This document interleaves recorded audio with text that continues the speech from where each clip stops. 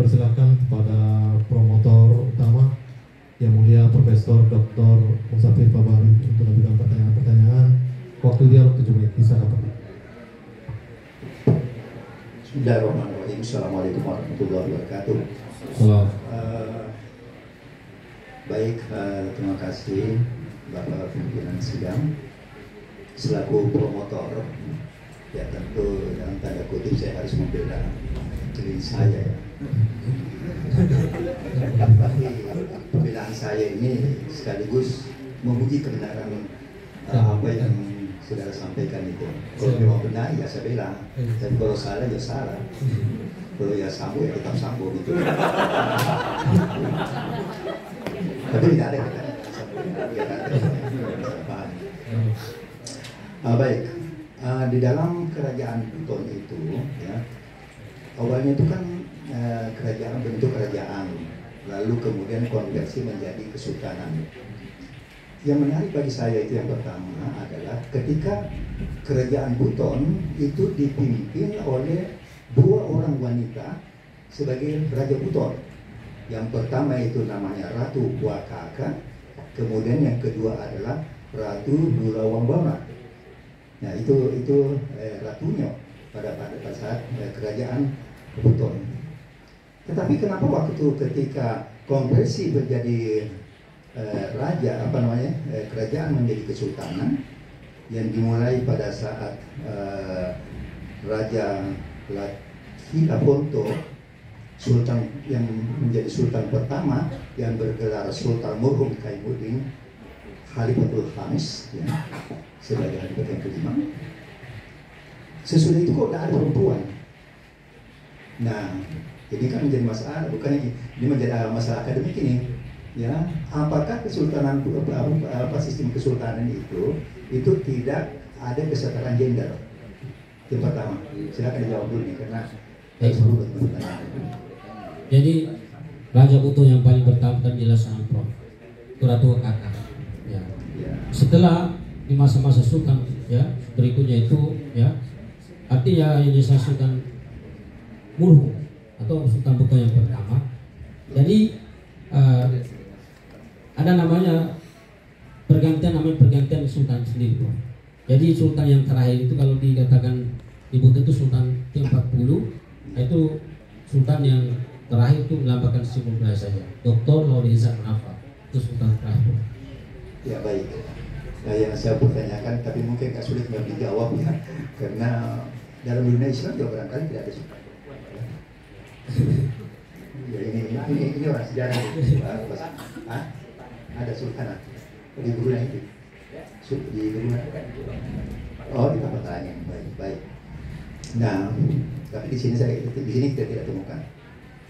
Kemudian juga yang menarik bagi saya itu bahwa Kesultanan Buton itu betul-betul mendekatkan namanya keadilan. Suatu ketika Sultan ke-8 yang bernama Sultan Mardan Ali itu dijatuhi hukuman mati atau paling tidak dijatuhi hukuman berat. Ya, nah ini luar biasa ini. Seorang sultan yang dijatuhi hukuman berat. Ini artinya bahwa betul-betul sistem kesultanan itu ini menjunjung tinggi kebenaran dan keadilan ya. Jadi ini bagaimana tanggapan saudara dari kasus atau dari peristiwa seperti ini? Baik Prof. Jadi masalah kematian sultan bahwa tidak disebutkan di dalam kesalahannya gitu Prof. Jadi sehingga ada di hukuman mati atau digrogoli Prof, bahwa dia tidak disebutkan apa aibnya seperti itu, tapi ada namanya kesalahan sendiri itu sultan seperti itu. Baik, cukup. Selanjutnya kalau kita melihat raja-raja di Nusantara itu kebanyakan dia bersifat monarki absolut ya. Tetapi di Kesultanan Buton itu adalah monarki konstitusional, di mana undang-undang Kesultanan Buton itu disebut martabat 7. Ya, tapi saya kira ini tidak perlu karena sudah tadi banyak yang menjelaskan itu tentang martabat 7. Yang saya ingin sampaikan di sini bahwa sebagai kesultanan yang yang bersifat monarki konstitusional, ya, ini memang ada yang menarik, ya, ketika dalam struktur pemerintahan itu ditopang oleh dua golongan bangsawan. Yang pertama itu adalah golongan Walaka, adalah yang memegang adat dan mengawasi pemerintahan yang dijalankan oleh Sultan, ya. Berarti ini adalah lembaga legislatif. Kemudian yang kedua, golongan kaummu adalah Sultan yang dipilih oleh para anggota Walaka. Ini kayak MPR ini, ya. Nah ini mungkin di sinilah letak kemodernannya, ya. Ini kan mungkin pada abad berapa ya? Pada abad ke-17 barangkali. Ke-17. Pada abad ke-17. Sedangkan Renaissance itu kan, ya berarti ini sudah luar biasa ya, kemajuan itu, ya.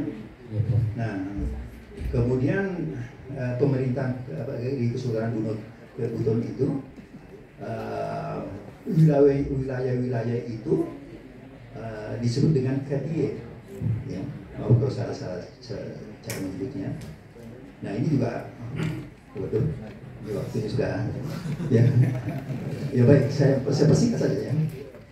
Nah, kalau kita melihat misalnya teori Montesquieu, ya, di mana ada tiga kekuasaan, kekuasaan itu dibagi tiga kekuasaan itu, ada legislatif, eksekutif, dan yudikatif, ya. Nah, maka di Buton ini sepertinya kan sudah ada unsur-unsur seperti itu tadi, ya. Seperti misalnya dari golongan Walaka, dari golongan kaummu, kemudian dari golongan tadi sebagai eksekutif di daerah-daerah. Ya saya kira, ya saya cukup paham bahwa memang Kesultanan Buton itu adalah suatu kesultanan yang sangat dinamis, dan cuma kalau kita kembali kepada teori sejarah menurut Kunto Wijoyo adalah bagaimana merekonstruksi dan membangun kembali peristiwa masa lalu untuk dikontekstualisasikan di dalam kehidupan masa sekarang dan pada masa yang akan datang. Dan nampaknya ini menjadi pertanyaan besar. Seperti tadi pertanyaannya itu, bagaimana mungkin martabat 7 itu bisa diserap di dalam Pancasila misalnya.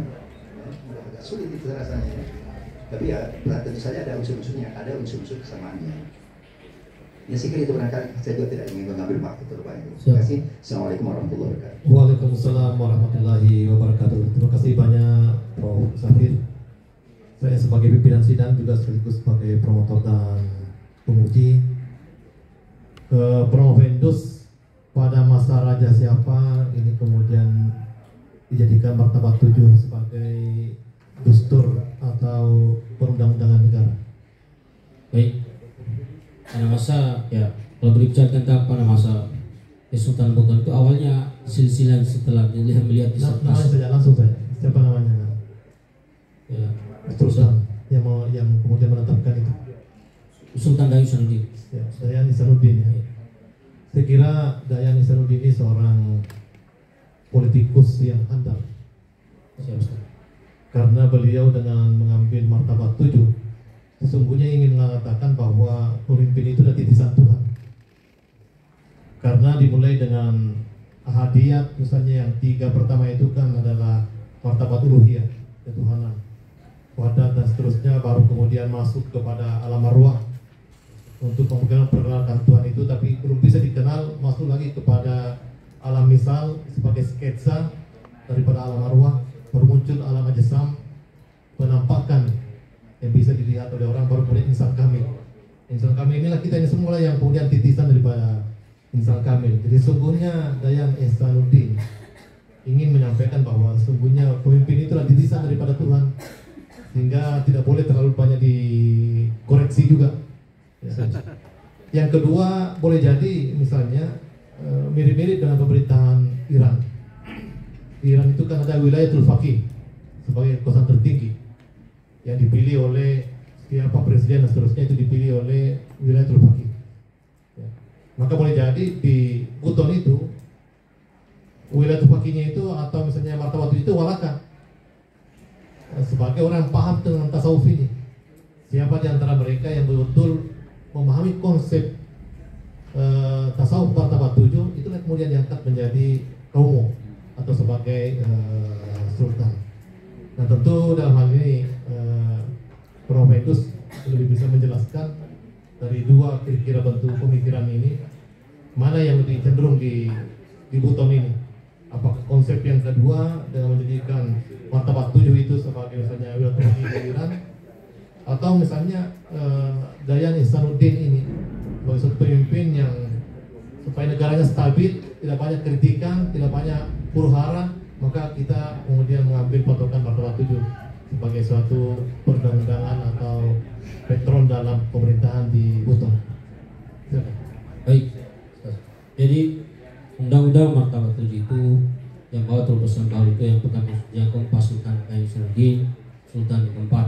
Artinya beliau sangat handal dalam bagaimana yang mengatur kepemimpinan Sultan Buton II dan masuknya nilai tasawuf martabat 7.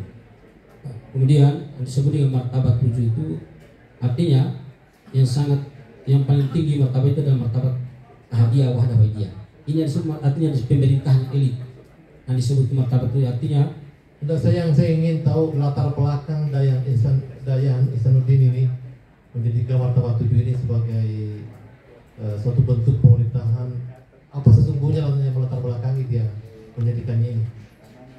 Yang melatar belakangi martabat 7 ini yang didasari pada kepemimpinan Nabi dan sahabat. Baik, saya kira sudah cukup pertanyaan-pertanyaan dari Dewan Penguji telah selesai. Selanjutnya Dewan Penguji akan mengadakan sidang khusus untuk menentukan hasil ujian. Sidang ujian promosi ditunda untuk